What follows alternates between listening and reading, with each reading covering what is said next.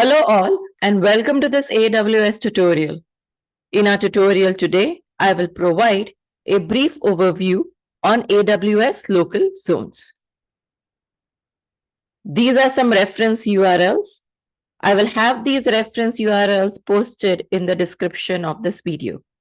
I would recommend you to visit these URLs as they have additional information on this particular topic. So what are AWS local zones? An AWS local zone is an extension of an AWS region to provide low latency to your users by deploying AWS infrastructure or resources in closer geographic proximity to their physical location. So this is the simplest definition that you can give anyone if they ask you what is an AWS local zone. So there are some keywords over here like low latency and closer geographic proximity to your users. So essentially, it's an extension of your AWS region to provide low latency to your users by deploying infrastructure or resources in places or in locations which is in a closer geographical proximity to their physical locations. Now let us look at some examples. Here you have US West 2, this is a region, it's an AWS region, and then you have LAX 1A. So this is the local zone. So this whole thing, US West 2 LAX 1A, represents a local zone in Los Angeles or LA. Similarly, you have US East 1, and then you have BOSS 1A. And this represents a local zone in Boston. So hopefully this is clear. Now, every local zone has a parent region. And I think you just saw that on the top, right? Like US West 2 or US East 1. Both of these are parent regions for that particular local zone. That is a local zone in Los Angeles and a local zone in Boston. A local zone has its own connections to the internet and supports AWS Direct Connect. This enables resources created in the local zone to provide the required low latency. So as you see, low latency is the key over here. So why would someone want to use a local zone? You're using a local zone to ensure that you can provide that low latency to your users by provisioning resources, AWS resources and AWS infrastructure in a closer geographical proximity to where they are physically located. That's the whole reason why you're using a AWS local zone. Now, this is all great, but you might ask, okay, how do I use a local zone? Now, to use a local zone, you must first enable it. That means it is not enabled by default. After you enable a local zone, then you need to create a subnet. After the subnet has been created, then you can launch resources. Now, what kind of resources can you launch in an AWS local zone? You can place compute, storage, database, and other selected AWS resources. Of course, as I mentioned earlier also, these resources will be closer to a large population of your users or could be closer to a specific industry center. For example, New York City is a financial industry center, is a financial hub or the financial capital of US, and sometimes is also referred as the financial capital of the world. So if you want to have certain AWS resources deployed in a local zone for New York City, you can certainly do that. That will give your users located in New York City a very good experience. Now, a VPC can span availability zones, local zones, and wavelength zones. I'm not going to get into the details of wavelength zones in this particular video, but Just to keep it short, wavelength zones are very similar to local zones. That means local zones provide low latency, wavelength zones provide ultra low latency. So if you have any applications or you have certain use cases where you need to provide ultra low latency to your users, of course, because of the closer geographical proximity, you can use wavelength zones. Wavelength zones are also used for 5G carriers and to provision infrastructure for those 5G carriers, that is telecommunications. I'll create a separate video on that, but for now, just remember that local zones provide low latency, wavelength zones provide ultra low latency. Now, local zone subnets follow the same routing rules as an availability zone or availability zone subnets, including the use of routable security groups and network ACLs. Resources in a local zone can be managed using AWS Console, CLI, and SDK.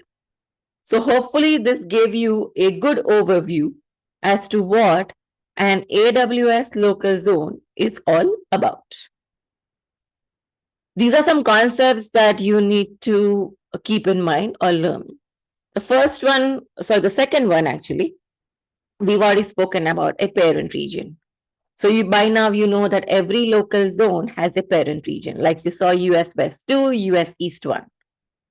So every local zone has a parent region, and this particular parent region controls or manages certain operations for that local zone, especially such like API calls. Very simple, nothing complicated. The second concept, which is the first one over here on the screen, is the network border group. Now, this concept is extremely important. And sometimes you could be asked a question in an indirect manner during your interview pertaining to network border group or NBG. Now, let us see what is network border group or NBG. Now, this is a unique group from which AWS advertises is public IP addresses, and it basically consists of availability zones, local zones, and wavelength zones.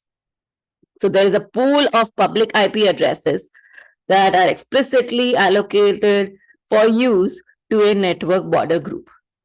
And once these IP addresses are allocated and provisioned, these IP addresses cannot move between network border groups or NBGs. Now, let us understand this a little better by taking an example. US West to LAX1 is a network border group, and this particular network border group consists of 2 local zones in Los Angeles. Similarly, US East 1, BOSS 1 is a NBG consisting of a single local zone in Boston. So remember what I mentioned earlier, that once a pool of public IP addresses are allocated and provisioned for use by a specific network border group, these IP addresses cannot move between network border groups. I mentioned that earlier. So what does that mean in this particular example? That essentially means that if you have public IP addresses in the 2 local zones in Los Angeles, because they have the same network border group, you will be able to move those IP addresses between those 2 local zones. But if you want to move your IP address from US West 2 to LAX1 to US East 1, BOSS 1, that is 2 separate network border groups, one being for Los Angeles and the other one being for Boston, then that is not possible. Right? So you cannot move an IP address from Los Angeles local zone to Boston local zone. So there might be a question during your interview that, okay, if you have to move an IP address from one local zone to another local zone, how can you do that? And if that question is asked to you, you should ask, okay, what is the NBG of this particular local zone? If the NBG of two local zones is the same, in that case, you can move that IP address. If the NBG of the two local zones is different, then you will not be able to move that IP address. So between the two local zones located in Los Angeles, certainly you can move that IP address. But from Los Angeles to Boston, since the NBG is different, you will not be able to move that IP address. So hopefully this is clear. Now, how do these local zones work? Remember, we mentioned earlier, first you have to enable them. Then you have to make them part of your VPC, you have to create your subnet. And finally, you can build and run your low latency applications in your AWS local zone. Low latency and local zone go hand in hand. This is another example over here. You see the region is US West 2. You have two availability zones. You have a VPC. You have one subnet in availability zone, another subnet in availability zone, and you have a local zone over here.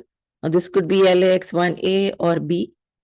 And then you have created a subnet, and now you can provision your resources in this particular subnet. But if you see over here, you have a VPC and you have two subnets in availability zone and one subnet in your local zone.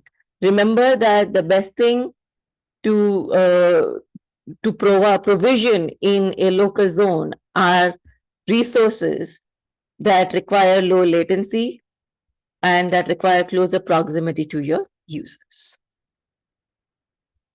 There are certain limitations when it comes to local zones. So you cannot select a subnet from a local zone while creating Cloud WAN or Transit Gateway VPC attachment.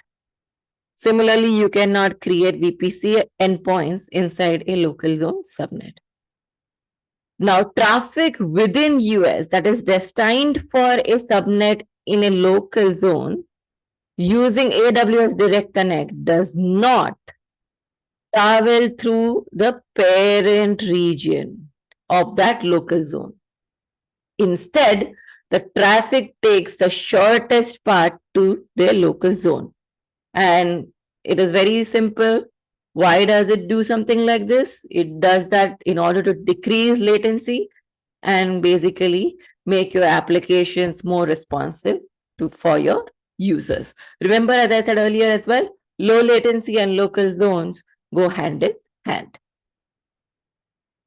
Available local zones. So this particular URL, and again, I will have this posted in the description of this video, have basically has the list of entire all the local zones that are available. So let me go there. I think I have that particular list over here. So right here you see this is the local zone name, local zone code, again the network border group, parent region code, parent zone ID. So let's look at some local zones, right? So here you see over here these two lines. You have US East and you have Atlanta and Atlanta 2. Now these are the local zone codes. But if you see the network border group between these two local zones in Atlanta is not the same. One is US East 1 ATL 1 and other one is ATL 2. So since the NBG is different, you will not be able to move IP addresses across these two local zones. But if I scroll down over here, Los Angeles. Now again, you have two local zones over here. You have LAX 1A and LAX 1B. But if you look at the NBG, that is the network border group between these two local zones, is the same, US West 2, LAX 1. In this case, you will be able to move your IP addresses between these two local zones. So this particular URL has the entire list. You can, visit this URL and see if there are any local zones that you would like to use, particularly if you have applications that require closer proximity to your end users or have some low latency requirements. Use cases. So by now, I believe you've probably figured out why you should use a local zone. Of course, the primary reason is to run low latency applications. I think we've talked enough about it. The second reason why you would want to use something like this is especially when you have hybrid cloud migrations. So if you're migrating your applications to AWS and you use an AWS local zone, you can still meet some of your low latency requirements.